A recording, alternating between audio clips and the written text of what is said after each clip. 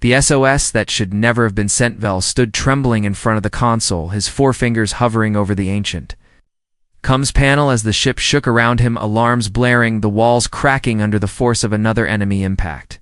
He looked around and saw bodies of his crewmates slumped, lifeless. Sparks rained from broken wires above the emergency lights, flashing red across his tear-stained face. With a voice that cracked from fear and desperation, Vel slammed the override and screamed into the mic, "This is Vel of the Kyrellan outpost. We are under siege. Repeat, under siege by merciless raiders. We need help from anyone. Anyone who can harlot years away in a silent command room on an orbiting Earth dreadnought." The message flickered to life, a grainy image of a blue-skinned young alien flickering and shaking as explosions sounded in the background. Commander Jack leaned back in his chair, arms crossed, eyes hard as steel. The officers around him glanced at each other, waiting for his command. A young analyst whispered, "Sir, unidentified. Species probable, low-tech, non-threatening. They have no known alliances." Jack leaned forward and tapped the table. "Bring it up full screen." He studied Vel's face, every word, every panic-filled breath, noting the desperation in his eyes. He knew this type. He had seen it across galaxies. Beings who thought mercy was a currency that could be spent without repayment. "Launch. Response Squadron 10, he said coldly. "Prepare warships. 7 and 8, and tell them we're not going for diplomacy. We go because they asked, and now we answer the Earth's way back in orbit over Kyrellan." The clouds tore open as a fleet of black armored Earth ships broke through the sky. Their engines roared like storms, their hulls glinted like obsidian nightmares, and every cannon, every missile was locked on the invaders below within minutes. The enemy raiders were nothing but fire and scrap raining down on the already shattered surface. Vel watched it from the ruins of the central tower, mouth agape, heart pounding. He couldn't believe it. Earth had actually come. They answered his call. He ran to the clearing where the Earth dropship landed. The hatch opened, and a tall human figure stepped out, his armor marked with dozens of battle scars. His face, cold eyes calculating. Vel ran forward. Thank you, you saved us." "I didn't know if anyone would answer." Jack didn't respond. He simply stared at the alien before him, then turned to the other officers. "Secure the area, extract all high-value resources, and deploy drones across the region. The locals are to remain within designated zones until further notice." Vel blinked, confused. "Sir, what does that mean? We are free now, right?" "The raiders are gone." Jack looked at him for a long moment, then said, "You asked for help, and help arrived. But understand this, when you call on Deathworlders, you do not get saviors, you get enforcers. Earth does not rescue. Earth does not heal. Earth stabilizes and claims." Vel's blood turned cold. The air around him felt heavier. He looked up at the Earth ships now moving silently across the sky like vultures over fresh carrion. The noise of machines rising from the surface as Earth's equipment began landing, laying foundations like roots twisting into Kyrellan soil. He rushed back to the council chamber where the surviving elders had gathered. They all watched the screens showing Earth drones scanning their cities, citizens being directed into fenced camps, weapons confiscated, and buildings marked with Earth logos. This was not rescue, this was occupation. Turned to his mentor, Elder Jarn, who sat motionless, eyes closed, his voice soft and broken. "We invited them inside our gates, and now we cannot close the door, but they destroyed the raiders," Vel said, trying to hold on to some hope. "Maybe they only want to help. Maybe they need payment or alliance. Maybe we can negotiate our—" Jarn shook his head. "You don't negotiate with fire. You contain it, or it burns everything you have left." A loud sound interrupted them. Earth guards marching down the halls, voices barking orders as metallic boots struck the floor with rhythm. Vel rushed out to meet them, only to see his sister being dragged away by 2 soldiers, her wrists bound, her face defiance. "Top, what are you doing?" he shouted. "She has done nothing." Soldier didn't respond, just shoved a datapad in his face. Unauthorized movement, refusal to comply. Relocation orders. "She is being transferred for processing." Vel tried to pull her back, but another guard struck him in the gut, and he fell gasping as his sister was hauled away, screaming his name, her voice echoing down the corridor like knives in his ears. Later that night, under the burning remains of their old temple, Vel sat alone, eyes fixed on the sky. Earth ships circling like shadows above the flames. Jack stood behind him silent for a long moment, then stepped forward and said, "You called Deathworlders, now deal." With a Cosvel didn't move, he just closed his eyes, clenched his fists, and made a silent promise to himself he would remember this moment. One day Earth would too welcome to Deathworld diplomacy. The sky above Kirillon had changed it no longer. Held stars that brought dreams, but instead black giants of steel that floated like executioners, their lights scanning every movement, their weapons humming with silent warnings. Vel walked through the broken streets watching his people line up.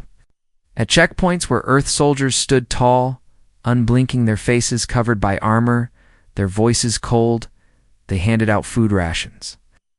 Like gifts, but the eyes behind those visors never gave warmth, never trust. Only controlled children were crying there. Toys confiscated for being potential tracking devices. Elders were herded into halls marked with Earth banners, and each home was now tagged with numeric codes Vel passed a once sacred statue. Now crushed beneath the wheels of a land crawler, and a new metal sign erected that read, Sector 12 Temporary Stabilization Zone in Earth Standard Language. He approached the main command post where Commander Jack was reviewing digital maps. On a floating screen surrounding him were officers in dark uniforms adjusting coordinates and issuing orders. Vel walked straight in, not waiting to be acknowledged. He slammed his hand on the console and said, "What is this you said? You came to help, but you were taking over our world." Jack didn't even flinch. He didn't look up either. "Help is an abstract term," he said flatly. "We eliminated your enemies, stabilized your cities, and are ensuring that no further threat develops from this region, that is." "Help, this is control," Vel shouted, his voice echoing. "Across the metal walls, you have no right to dictate our movements, to imprison our people, to rewrite our rules." Jack finally looked up, and there was nothing in his eyes but calculation.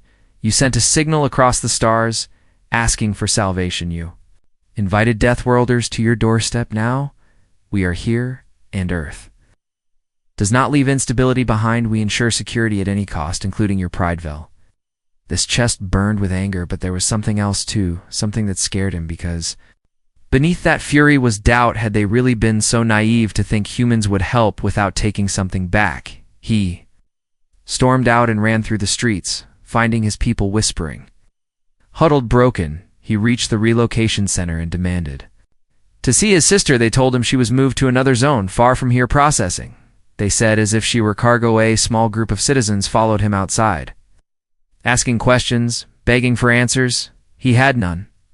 One woman cried, saying her husband disappeared after asking where the Earth drones were going. Another said their children had been told to forget the old language and learn Earth standard in newly erected learning halls. "This isn't peace," one man said. "This is replacement." Vel clenched his fists and said, "We must gather the elders. We must speak together, unite, and confront them as one voice." But by the time they reached the Elder Hall, they found the doors locked and soldiers standing guard. When Vel demanded entry, one of the guards scanned a tablet and said, "The Carolyn Council has been officially dissolved by order of Earth Stabilization Command." That night Vel couldn't sleep. He sat on the rooftop of the highest building that still stood and stared at the sky. The stars were gone, hidden behind Earth's ships. One by one his people had lost their language, their leadership, their land, and now even the sky there. Next morning he tried again to see his sister, but she was gone. No records in the system, just a blinking red message, "Access denied." He ran through the halls until he found a human officer, one who looked younger, maybe more willing to talk. He grabbed him and said, "Please tell me where she is. I just want to see Hertha." Officer hesitated, then pulled Vel into a corner and whispered, "You don't get it, do you? Earth doesn't just fight wars. We prevent them. We don't just take ground. We reshape it. Your world is flagged for reprogramming. That means culture, language, history, anything that might pose resistance in the future is neutralized." Vel backed away as if struck. "What about my sister?" Officer looked away and said, "If she resisted, she's likely in reconditioning or transit to another colony. Earth believes that fear is less efficient than gratitude. They'll give her a new home, new identity, and tell her she was rescued from trauma by our benevolence." Vel fell to his knees as realization finally drowned every ounce of hope. They hadn't been saved. They had been rewritten. His rose again, eyes now like stone. His voice had no tremble, he said quietly. Then it is time we learn what Deathworlders fear and far above in the orbiting. Earth Command Ship Jack watched the Chirellan data feed in silence, sipping black liquid from a steel mug. An officer approached and said Subject Vel has started making contact with locals showing signs of unrest. Nodded only once and said, Monitor, do not engage yet. Let him realize how deep the roots go. They always do. The resistance that sparked the fire Vel had vanished from the central zones. He no longer walked the streets where Earth drones floated silently above every corner. He no longer entered the buildings, now pulsing with human energy cores instead. He crawled through old sewer channels, cracked bunkers, forgotten mining shafts, places where Earth scanners failed and human eyes had no interest in going. He had become a shadow, whispering from one survivor to the next building something dangerous. Not just a rebellion, but a memory of what Kirillin was before the Deathworlders came in the underground ruins beneath the northern ridge. Vel met with 7 others. They were engineers, guards, farmers, artists, some barely adults, all with the same fire behind their gaze. They listened to Vel, not as a leader, but as someone who had seen too much and still stood. Vel had found more than words. He had uncovered old transmissions buried deep in long-dead Cum Towers, messages from other worlds once touched by Earth, once saved, then erased. One was from a planet called Meraxis. They'd also sent an SOS they too had thanked Earth, and within 10 cycles their language had been banned, their leaders replaced, and their children taught. That Earth was the only path forward. The final broadcast ended with static and the face of their queen staring blankly into a camera as her crown was removed and replaced with a symbol of Earth Commandant.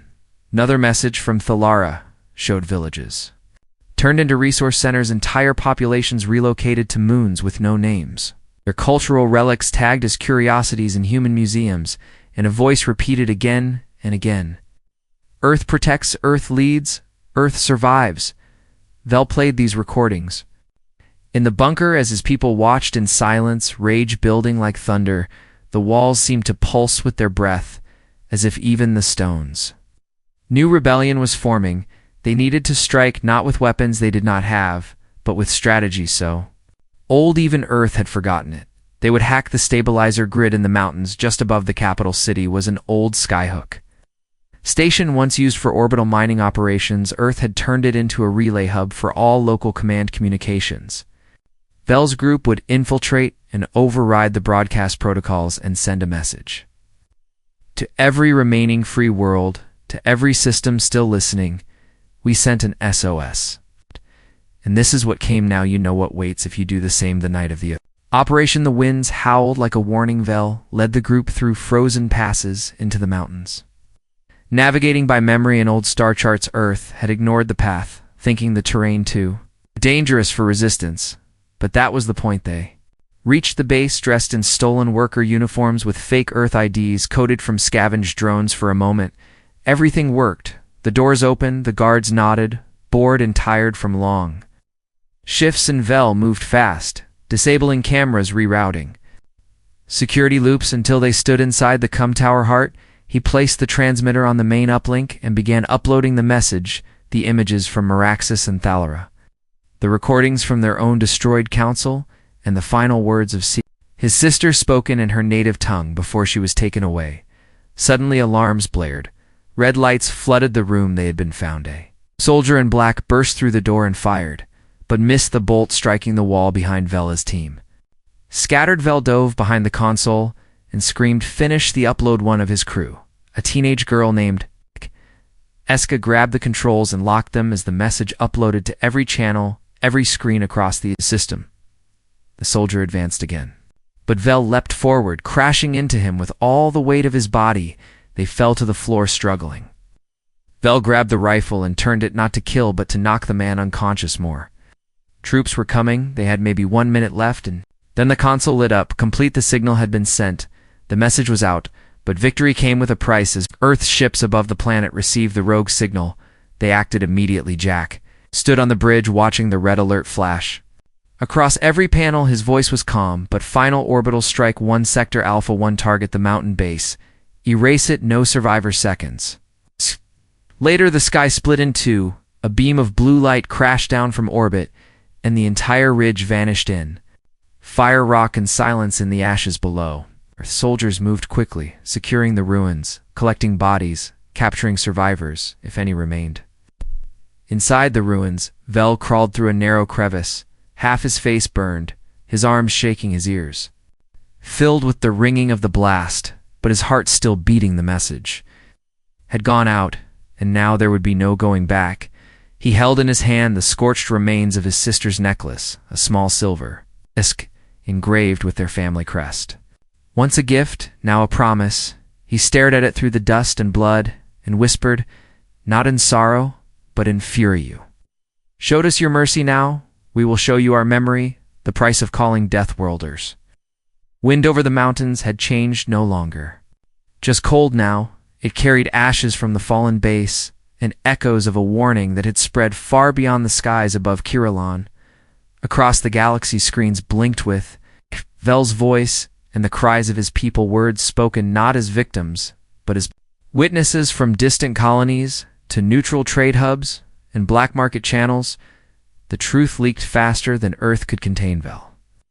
Now moved like a ghost through shattered lands, face-scarred cloak, torn but eyes glowing like embers each step. He took was with purpose, and behind him followed a growing force. Rebels, survivors, technicians, smugglers, even former Earth engineers who had seen too much and could no longer lie to themselves. An abandoned research vault beneath the ruins of a city that once held learning and beauty. Vel and his group uncovered something. Earth had buried deep records of a failed rebellion on a planet called Tyros 5, a world that had once resisted Earth occupation and paid the ultimate price. But within those files they found blueprints for ancient tech left behind by an extinct race known only as the Varn. The Varn were scientists, builders, seekers of knowledge, and their final message before being wiped out warned of one thing: Earth's rise as the silent tyrant of the stars. Among the ruins, Vel discovered fragments of their neural command systems, a weapon not of destruction but of control, one that could intercept Earth's command relays, confuse drones, override battlesuits, and even turn orbital defenses against their masters. This was not just hope. This was revenge designed in code with the help of his few remaining engineers. Vel began rebuilding it. The tech was ancient, alien, and unstable, but it was real. They worked day and night rewiring systems, using parts from fallen drones and scavenged terminals. Vel no longer needed brute force. Now he had something worse than all. Knowledge was the one thing Earth could not burn from a memory. Vel learned to speak in code. Through radio pulses and blinking lights, he learned to hide messages. Inside cargo shipments and power signals, his voice became the whisper on every forgotten planet. He was no longer just Vel. He was the symbol of what Earth feared, a mirror that reflected their true image. Meanwhile, in Earth's high command orbiting above Kirillon, Jack paced alone in the strategy chamber, data flowing across holographic walls. Earth's grip had never slipped before, but now systems, once loyal, hesitated. Ambassadors stopped returning calls, and whispers of death-world cruelty began poisoning the unity Earth had built through fear and dominance. An officer entered and said, "Sir, we traced the signal fragments to Vault 9 beneath the old sector." Jack nodded, then turned to the others. "Prepare orbital scans, deploy shadow units, minimal trace, no public engagement." On the ground, Vel's team knew time was short. Drones were circling closer. They needed to activate the Varn signal soon, or Earth would crush them before they had the chance. But something was still missing: the core. The ancient power module that would stabilize the system. Without it, the whole device would collapse the moment it went live. Vel remembered a place locked away in the far north, where once the elders said the Varn came to learn from Kirillon philosophers, a hidden chamber untouched since the first invasion. And a small team traveled through ravaged land, crossed rivers poisoned by war, and finally arrived at a stone gate, carved with symbols no human would ever understand. Inside the chamber, beneath vines and bones, they found it, a crystal sphere, pulsing with blue light, ancient yet alive. Vel reached out, and it responded, lighting up the entire cavern with soft glow. Was it treating to the vault? He inserted the sphere into the core, and the system came alive. Screens flickered, lights pulsed, and for a moment it felt like the Varn themselves breathed once more through the circuits. They now had the power to strike. Backvel stood before his people once more, eyes filled with purpose and pain, and said, "We called them thinking they would save us, and they answered by turning our homes into cages. They call themselves Death Worlders, but they forgot what real death looks like. It is not fire or destruction, it is being erased piece by piece and smiling while they do it now. We erase them, not their lives, but their illusion." As the final connections were made, the vault began humming with energy in orbit Earth. Ships picked up the anomaly, and alarms screamed across their bridges. Power surges, AI disruption, come blackout. Jack knew what was coming, and he whispered to himself he found the Varn. He turned to his officers and said, "Lockdown, full override, terminate the vault before the signal reaches central relay." But it was too late. Vel pressed his hand to the activation plate and unleashed the truth: when aliens fight like humans. The pulse exploded through the Earth networks like lightning through dry sky circuits. Melted drones dropped from the sky. Like metal rain, command signals twisted into chaos. Screens across Kirillin flashed white, then blinked to darkness and Earths. Soldiers froze mid-step, unable to contact their command. Vel stood at the center of the Varn system chamber, the glowing core humming through his bones, and the hum spread like thunder, carried by wires and waves and memory in the silence that followed. His people rose not with banners, but with blades, with hacked rifles, with fire in their hands and vengeance in their eyes.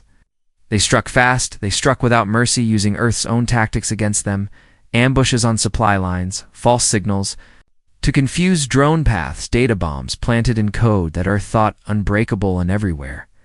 Vel's face appeared, speaking in a voice now calm and deadly. "You brought war to our doorstep and thought we would forget how to fight, but you taught." U.S. human bases began to fall. Some surrendered, some burned, and others turned weapons on themselves rather than let alien hands rewrite their control. Vel's name became something more than legend. He became a warning whispered in human barracks. Feared by new recruits and cursed by Earth generals, for every day that passed he became less alien and more like the very enemy.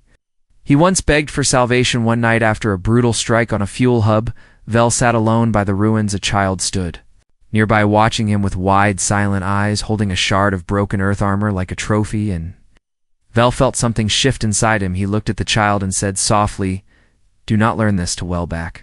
On the Earth command ship above Kirillin, Jack reviewed the damage reports: fleet crippled, surface units decimated, supply chains compromised, and morale falling. Like a dying star, his face showed no emotion, but his voice had lost its usual calm. Earth's might had never been tested like this, and now the galaxy was watching. "We have created a monster," he said, not to anyone in particular, just to the silence that answered back. One of his officers approached and whispered a strange report. A human prisoner had been found, released by rebels, and returned with a message: not propaganda, not threat, just a box with a single word carved into it: memory inside. The box was a data shard with records of Earth's early conquests, entire civilizations erased without resistance, planets renamed, cultures rewritten. And it was not the content that terrified the officer, it was the fact that it came from Earth archives, from files long deleted, yet now restored and shared across neutral networks.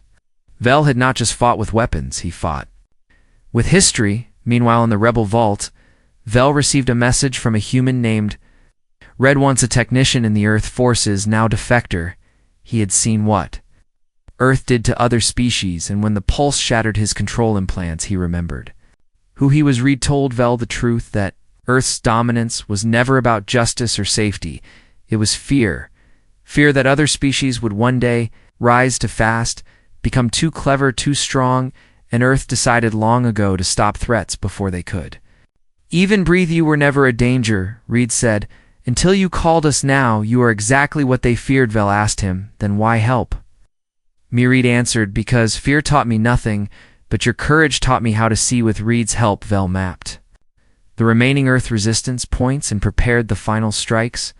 But as they moved to execute the plan, he stopped. He looked at the battle plans, the targets, the routes, and he saw the faces not just of soldiers, but civilians, engineers, medics, even children like the one who watched him by the ruins, and he realized he had become what he once hated, a symbol of vengeance. Not freedom, he gathered his people and said, "We do not win by becoming them, we win by staying who we are, we fight not to destroy, but to remind the stars that memory matters." That night Vel walked into the center of the ruined Earth base alone, holding no weapon, his image broadcast to every channel open across the system behind him. His forces waited hidden, watching, confused and breathless, and then Earth soldiers stepped forward, rifles raised, but they did not.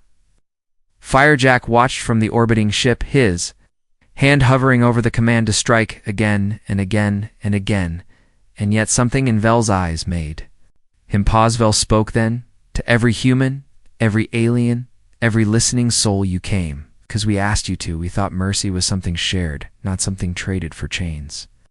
And now you call us dangerous, now you call us wild. But it was you who taught us how to roar. It was you who made us remember that fire lives in the bones of the forgotten. You say, Deathworlders, show no mercy, but neither do we not anymore, not ever again. No. Mercy on a Deathworld sky above Kyrellin no longer belonged to Earth. The ship still floated in orbit, but they did not descend. Their scanners reported unstable zones. Their satellites picked up ghost signals and false heat trails, but there was no movement. No clear target, only silence below, and for Earth. Silence was the most dangerous sound of all, Commander. Jack stared at the surface map, his fingers tapping against the console as his officers gave report after report, each more uncertain than the last. Small cells rising across multiple regions. Earth communications disrupted, human outposts deserted, and worse than that, other alien systems were beginning to question their allegiance. Earth's image of control was beginning to crack, and the face behind the cracks was Vel. Jack stood slowly and said, "Prepare the AI strike teams, launch the cinders, and activate Protocol Eclipse. If the rebels want to be Deathworlders, then we treat them like one." Meanwhile, beneath the scarred lands, Vel and his group watched the last of the Earth towers fall, their signal cores hijacked and drained, the ground around them blackened by sabotage, the air filled with the scent of scorched steel. Vel knew Earth would respond, and not with soldiers, but with something worse. Reed stood beside him, holding the data tablet, his face pale with fear. "They sent them the AI squads," he said quietly. "No soul, no sleep, no orders beyond elimination. The cinders.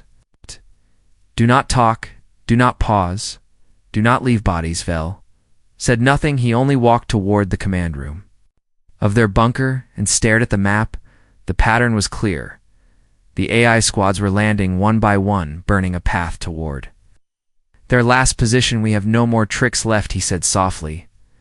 "Only truth and sacrifice." That night they sent away the children, the elders, and all non-combatants through the ancient mining tunnels.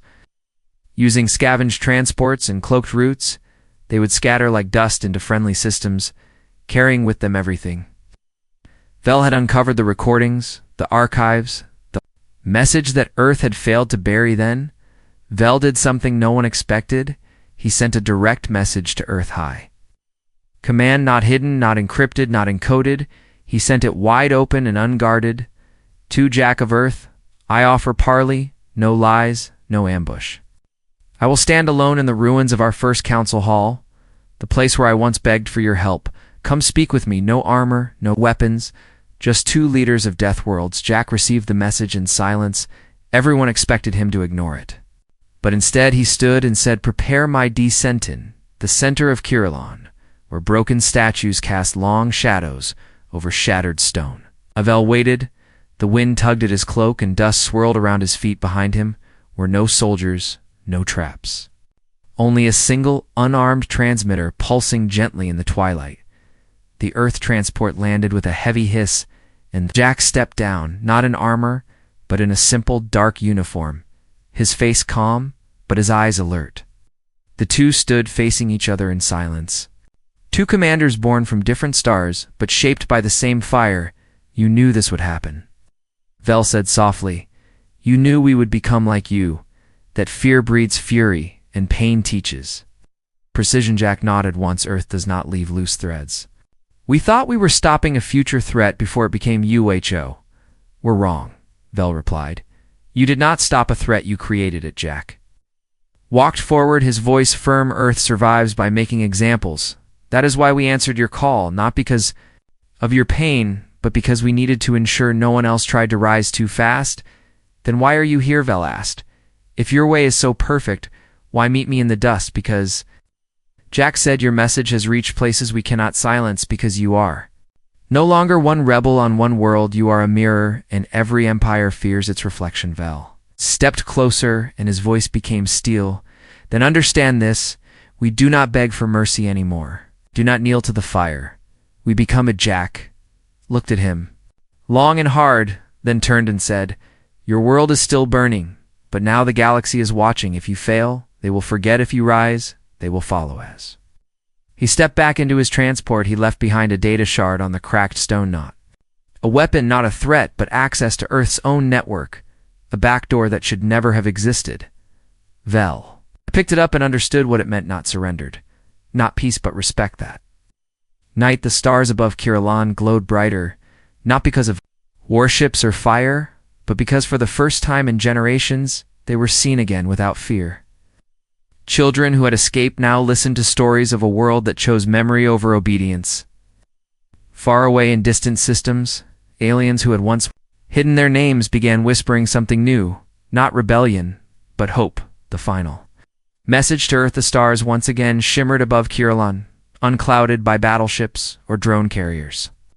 The sky had changed, the air had changed, and so had the people who walked beneath it.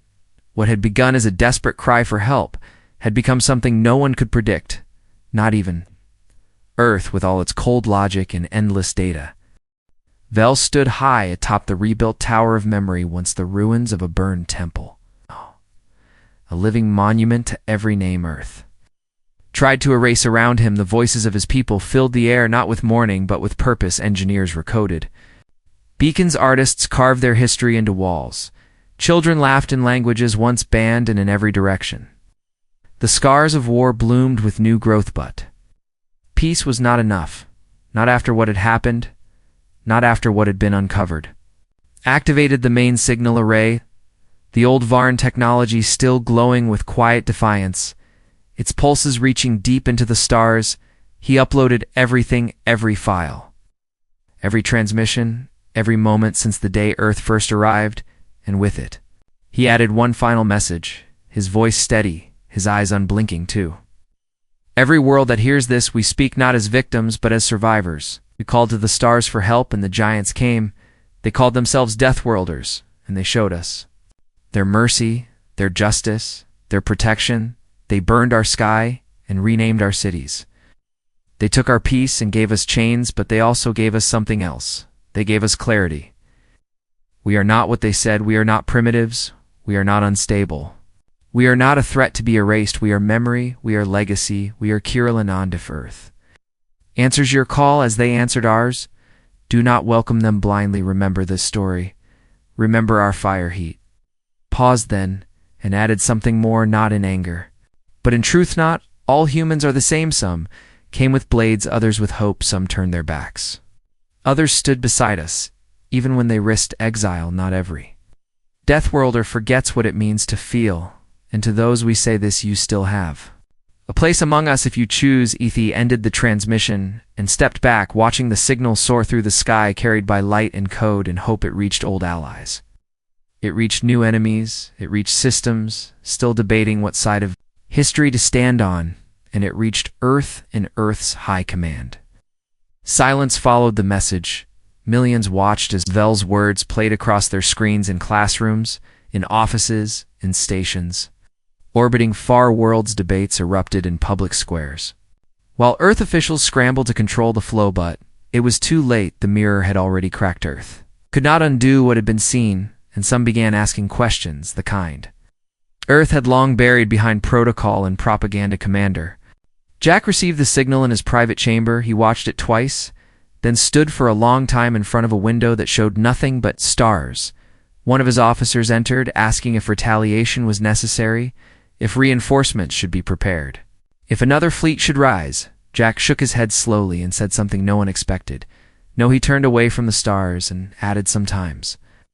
The fire you light to burn others becomes the fire that burns. You let them build, let them rise, let the galaxy decide. Back on Kirillon, Vel watched the people move forward without fear, not ruled, not hidden, not silenced. Reed walked beside him holding a small piece of shattered drone armor he had kept as a reminder of what they overcame. So, what now, he asked. Do we just rebuild? Do we just wait for Earth to come again? Vel smiled for the first time in a long time, not a smile of victory, but of understanding. We do not wait, he said. We prepare, we protect, we remember, and we teach not just how to fight, but how to never forget. That night, as stars lit the horizon and winds carried songs in ancient tongues, Vel stood among his people, no longer a soldier, no longer just a symbol, but a guardian of memory. And as the galaxy listened to the final message, one truth echoed louder than any weapon or war. They had called Deathworlders, and Deathworlders had come, but it was Kirillon that taught them the end.